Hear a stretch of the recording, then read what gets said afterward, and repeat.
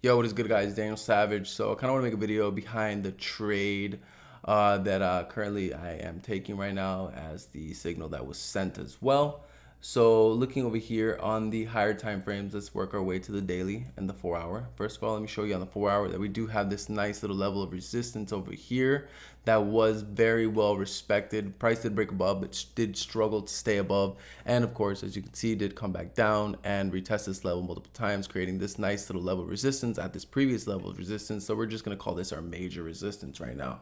All right, looking over here on the 1 hour, you see how this nice, beautiful bearish engulfing candle also breaking under this nice little level of 136.030. I like that. And we have new lower lows being created, even though we did retest this and failed to break under this level right here. I'm not really too worried about that because this red level is more of a major level of resistance. So I'm not worried about that right now. So this is just a smaller level. So I do feel like this level won't hold as strong as this one. So right now I am holding against this one right here. My stops normally should be up here, but you know, this is a more aggressive entry. The spread did kind of screw me up on this trade. So you know what, I'm not really worried about that. Along with everything, we are officially trading under the 50 SMA as they did cross over here in the 30-minute with my entry. Spread did screw my entry up, which sucks because originally my entry's over here. Everybody knows I buy between the 50 and the 618, sell between the 50 and the 618. So right now, yeah, it isn't looking too good due to the fact that we are about 3-4 pips in drawdown.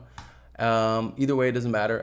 I do feel we will wick fill this and most likely continue to retest this level again, which is our take profit 1, which I will put my stops to break even. And then after retesting this level, most likely what price will going to do is it will just continue to melt and then retest this level right here. And if price does continue to melt, I'm not going to be holding until this long because most likely it's probably not going to happen, but it's still a possibility.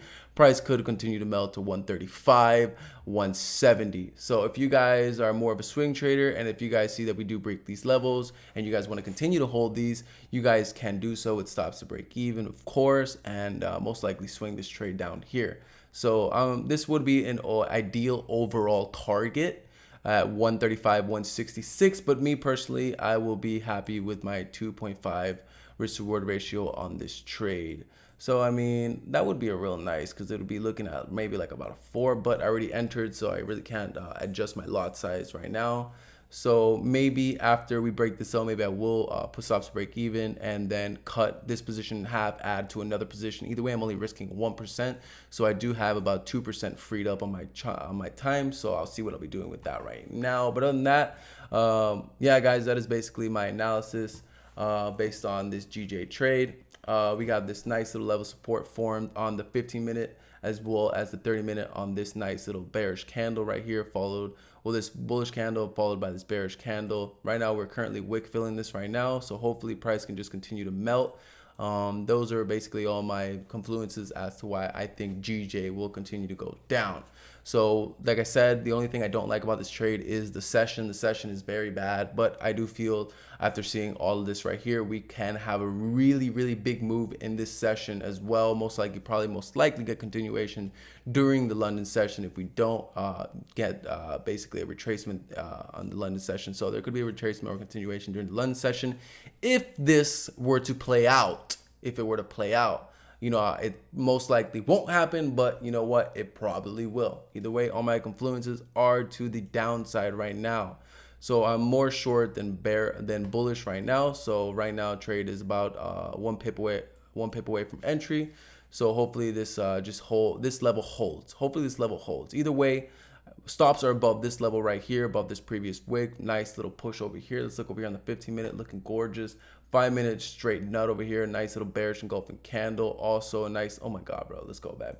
Let's go, baby. So yeah, guys, let's see. Hopefully we do retest this level right here and break under it. Either way, stops are break even right here at 135.780, which is our take profit 1. We do have a wick fill currently that just filled up this wick. Struggling to break this 38, but you know, I'm not worried about that right now. I'm not worried about that right now. So anyways, guys, that's basically my analysis here on GJ. And yeah, fuck it. You know, if if the trade does get stopped out, either way, guys, remember, hopefully we're using risk management. The trade is valid, the trade is beautiful, and we continue to, you know, hopefully we get a nice little trade over here and continue to the downside. So that is basically the analysis as to why the GJ was called. Yo, what is good, guys? So kind of following up on this trade over here that we did talk about, you know, we did have a shitty entry over here before price came back up and retested this level. Thank God for this 30-minute wick fill right here. 6 pips late, but you know what, doesn't matter because we were only risking 1%. So even though our stop loss was increased, our risk percentage stays the same. The only thing that changed was the lot size. So whatever, you know, price did come back down and hit my TP1 at this level at 135.780. I ended up taking about 20 pips on this trade, to be honest.